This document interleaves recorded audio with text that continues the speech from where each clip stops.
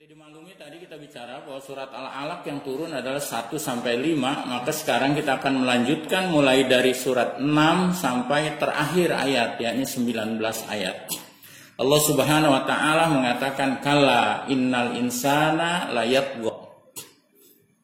Ini mudah-mudahan Bapak-bapak sekalian membicarakan surat Al-Alaq secara psikologis dan secara sosial itu udah tergambar bagaimana gambaran kondisi baginda Rasulullah SAW ketika ayat-ayat ini turun.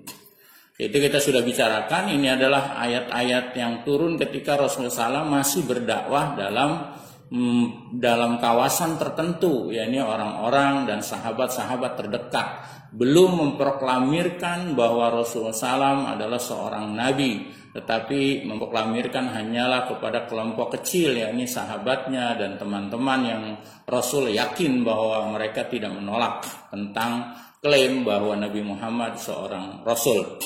Nanti setelah surat nanti selesai ini selama 3 tahun, maka nanti Rasulullah SAW mengumpulkan orang-orang Quraisy Mekah menjadi pertemuan ketiga. Yang telah dibahas adalah pertemuan kedua. Maka nanti setelah pertemuan ketiga Rasulullah SAW mengumpulkan seluruh orang Quraisy. Nanti Abu Lahab marah-marah, turunlah ayat tabat syada abi lahabim watab. Celaka 2 tangan Abu Lahab yang menunjuk-nunjuk kepada Rasulullah SAW. Tapi nanti itu kita akan bahas. Sekarang kita langsung fokus kepada surat Al-Alaq. Kata Allah katanya innal insana layatgha. Kalla. Kalau terjemahan bahasa Indonesia, terjemahan bebas, kala itu kalau dalam bahasa Arab namanya huruf huruf tanbih, mengingatkan bahwa jangan seperti itu gitu. Jangan seperti itu kalian orang-orang Quraisy. Hai manusia, kebanyakan. Maka kemudian kata Allah innal insana, inna itu artinya sesungguhnya. Innal insana sesungguhnya manusia la pasti yatgo. Dia berada melampaui batas. Dari kata togo. Maka nanti ada istilah togut. Di wayang juga ada namanya togog. Itu orang yang ketawanya gede terus. Kalau di wayang celangap mulu. Itu togog. Itu diambil dari bahasa Arab yang artinya togau, melampaui batas. Innal insana sesungguhnya manusia itu layat go. Pasti dia berada selalu dalam kondisi melampaui batas. Kenapa? Karena bahwa ro'a, dia manusia melihat akan dirinya itu istagna. Dia merasa cukup. Para ahli tafsir istagna ini bukan hanya dalam kondisi harta, tetapi juga pengikut. Bahkan kalau tafsir sufi, istagna itu juga kemapanan spiritual itu dilarang oleh agama. Jadi orang yang sudah merasa bahwa dirinya spiritualnya sampai tingkat tertentu dan merasa mapan di dalam spiritual, itu pun dilarang oleh agama. Makanya kita sering membaca Al-Fatihah itu adalah ihdinas siratal mustaqim, ya Allah tunjukkan kami ke jalan yang lurus. Itu adalah permohonan perasaan bahwa kita belum maksimal di dalam berjalan ke jalan yang mustaqim. Sehingga kita selalu minta pertolongan kepada Allah. Dan orang yang sedang berjalan menuju Allah itu namanya salik, orang yang sedang berjalan menuju keridhaan Allah. Sangat bahaya orang kalau sudah istagna, merasa dirinya cukup. Kalau bahasa Indonesia yang bagus barangkali merasa mapan dirinya sehingga tidak membutuhkan orang lain, baik dalam sosial, baik dalam hal-hal lainnya. Inilah yang sifat tercela dalam agama. Ini kita kembali lagi ya Bapak-bapak sekalian jamaah. Ini adalah kita membicarakan ketika awal-awal turun ayat ini. Agar kita memahami inilah kondisi-kondisi awal yang kemudian menjadi penekanan Allah ketika berdakwah. Jangan pernah merasa mapan dalam segala hal. Dalam sisi ilmu pun tidak boleh seseorang merasa mapan. Kalau dia sudah menunjukkan kemapanan dalam keilmuan, itu menunjukkan dia sudah bodoh. Sudah tidak perlu lain, ilmu lain. Wah, saya mau udah sampai tingkat tertentu, maka itu sebuah kebodohan. Karena semakin kita belajar, kita akan mengerti sekali bahwa ilmu yang kita miliki itu sangat sedikit. Lebih besar tidak taunya dibandingkan taunya. Jadi apapun dalam segala hal, dalam pandangan agama, terutama ayat-ayat awal, kita dilarang untuk mempunyai sifat kemapanan. Karena itu akan melampaui batas. Yatgo. Kemudian ayat 8-nya, kata Allah, inna ila rabbika ruj'a. Mulai Allah kemudian memberikan sinyal simulatif yang terus menerus tentang hari akhirat. Setelah Al-Fatihah, Maliki Yaumiddin, maka kemudian ayat-ayat selanjutnya memberikan stimulus Allah kepada orang-orang Mekah pada saat itu untuk paham betul bahwa ada akhirat. Dan ini tauhid yang sering saya bahas adalah tauhid yang paling penting di dalam orang beriman. Dan ini adalah tauhid yang paling pertama sekali setelah mengenal Allah, dikenalkan oleh Allah. Inna sesungguhnya ila rabbika kepada Tuhanmu ar-ruj'a, kembali. Kemudian lahirlah kata raji'un. Inna lillahi wa inna ilaihi raji'un. Akar katanya sama tuh dari kata roja'a, rujuk. Kalau nikah bercerai balik lagi rujuk namanya. Ada lagunya lagi, rujuk. Jadi roja'a itu kembali.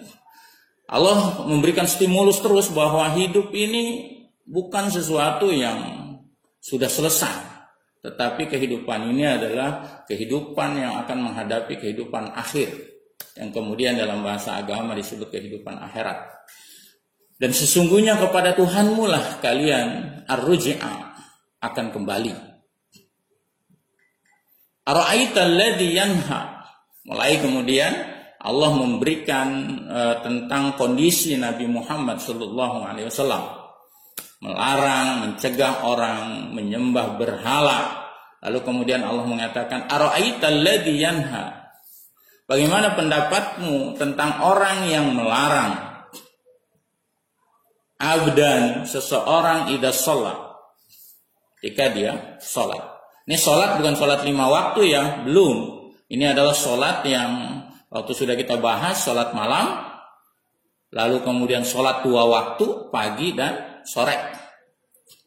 Para sahabat-sahabat Rasul generasi awal, sekitar 2 tahun kemudian, sudah melakukan sholat ini, antara pagi dan petang.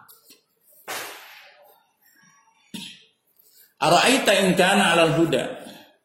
Bagaimana pendapatmu kalau orang yang melarang orang menyembah berhala, lalu kemudian dia sholat, dan kebenar orang itu di dalam huda, al-huda, petunjuk Allah. Kalau kita buka-buka tafsir, misalnya tafsir Al-Maraghi, buat tafsir yang cukup lumayan besar, itu hampir 30 jilid tebal.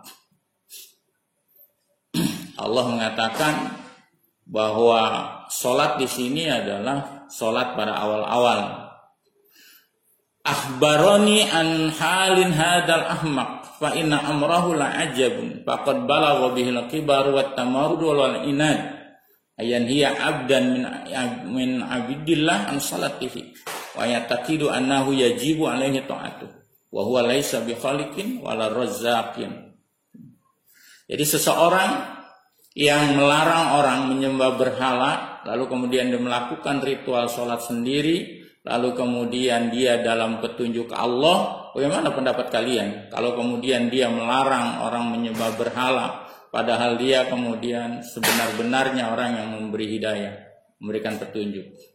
Au amaro, dan bagaimana pendapatmu jika ada seseorang menyuruh orang ditakwa, takwa kepada Allah? Ini masih bercerita tentang dakwah awal Rasulullah SAW. Ara'aita in kadzdzaba wa tawalla. Bagaimana pendapatmu jika orang yang melarang itu mendustakan dan berpaling? Alam ya'lam bi anallaha yara. Maka apakah dia tidak mengetahui bahwa sesungguhnya Allah itu yara, melihat dirinya? Melihat bahwa Nabi Muhammad SAW melarang orang beribadah, menyembah berhala, lalu kemudian Rasulullah SAW sholat dengan sholat ritual yang dibawa oleh Nabi Muhammad, menyuruh orang bertakwa dalam artian berbuat kebaikan dan seterusnya, maka apakah engkau tidak mengerti bahwa orang itu mengerti bahwa Nabi Muhammad itu tahu bahwa seluruhnya pekerjaannya dilihat oleh Allah Subhanahu wa taala. Maka kalau kalala illam yantahi, maka jika ada orang yang mengajak kebaikan tapi orang kemudian menolak lalu kemudian menyakiti orang yang mengerjakan kebaikan itu, maka kata Allah, kalla, kalian jangan begitu. Kalau ada orang mengajak kebaikan, kepada hidayah, kepada takwa, maka kalian jangan menyakiti orang itu. La illam yantahi, kalau kalian tidak berhenti dari menyakiti orang tersebut, kata Allah, la pasti nasfa'an, akan kami tarik bin nasiyah, dengan nasiyah. Nasiyah itu ubun-ubun. Kalau kalian tidak berhenti menyakiti Nabi Muhammad, maka akan kami tarik ubun-ubun kalian. Nasiyatin kadibatin, yaitu ubun-ubunnya orang yang berdusta, khotiatin, orang yang durhaka. Faliyad'u nadiyah, maka kalau kalian juga tidak berhenti menyakiti Nabi Muhammad, orang yang mengajak kepada hidayah, kepada kebaikan, ketakwaan, lalu kemudian menyakiti beliau, bahkan kalian mengundang kelompok-kelompok kalian untuk menyakiti Rasulullah SAW, faliyad'u nadiyah, maka silahkan panggillah oleh kalian nadiyah, golongan-golongan. Karena nanti aku, kata Allah, sanad uzzabaniyah, maka kata Allah, aku akan mengundang az-zabaniyah, malaikat zabaniyah. Kala la tu'tihu wasjud waqtarib, maka Muhammad, engkau harus istiqomah mengajak kepada kebaikan, kepada hidayah, kepada agama yang menyembah Allah, yang mengabdi kepada Allah. La tu'tihu, jangan kau taat kepada dirinya, pada orang tersebut, tetapi engkau wasjud, bersujudlah engkau kepada Allah, waqtarib, dan engkau selalulah mendekat kepada Allah, dari kata qarib. Ini Bapak-bapak sekalian, kita masih membicarakan perjuangan Rasulullah pada generasi awal. Ahli-ahli tafsir mengatakan ayat Al-Alaq yang kedua ini turun sekitar mendekati 3 tahun Rasulullah SAW berdakwah. Jadi sudah mulai ada sebagian sahabat-sahabat yang disakiti oleh orang-orang Quraisy Mekah. Dalam beberapa riwayat ada seseorang sahabat yang sedang sholat, kepalanya ditinjak oleh Abu Jahal, lalu kemudian dia merintih-rintih, maka kemudian Allah merekam semua itu, lalu kemudian menurunkan ayat ini. Kenapa mereka bisa begitu? Sumbernya adalah istagna.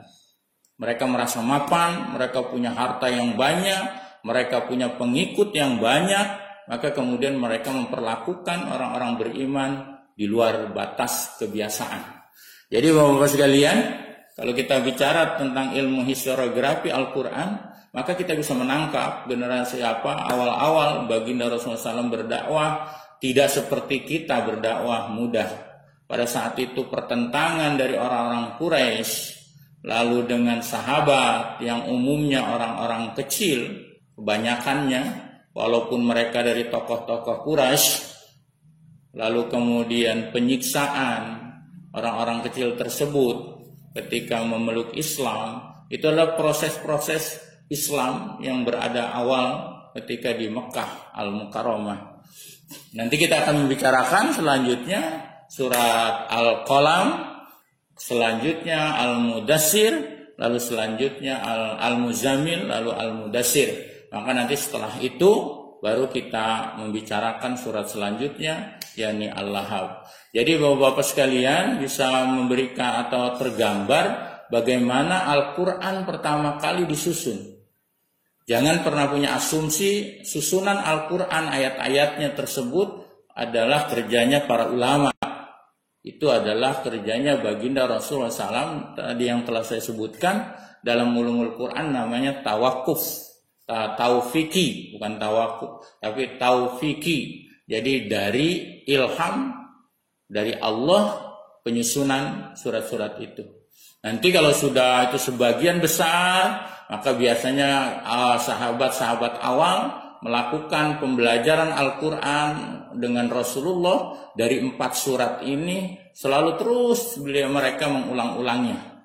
Ini menjadi bacaan-bacaan buat mereka menenangkan pikirannya dalam berdakwah dan seterusnya. Jadi kita belum membicarakan tentang syariat, masih berbicara tentang bertauhid kepada Allah, punya akhlak yang baik, harus betul-betul. Bahkan kemudian Allah mengancam kepada orang-orang yang menyakiti Nabi Muhammad Sallallahu Alaihi Wasallam. Ini barangkali untuk forum kita bisa buka untuk lebih banyak. Nanti kalau tidak kita lanjutkan lagi dengan surat selanjutnya, yakni surat Al-Qalam. Kalau tidak ada pertanyaan sampai ayat 19. Kali lagi dalam forum historiografi ini kita membahas tafsir hanya sepintas-pintas. Karena memang kita ingin memberikan gambaran bagaimana perjalanan dakwah Rasulullah SAW menerima wahyu ini, agar kita bisa kemudian juga belajar bagaimana cara dakwah kita, apa yang harus dipentingkan ketika kita berdakwah, dan apa hal-hal yang kita masih toleran kepada orang lain. Jangan sampai kemudian dakwah kita salah target di dalam mengajak orang untuk beriman kepada Allah Subhanahu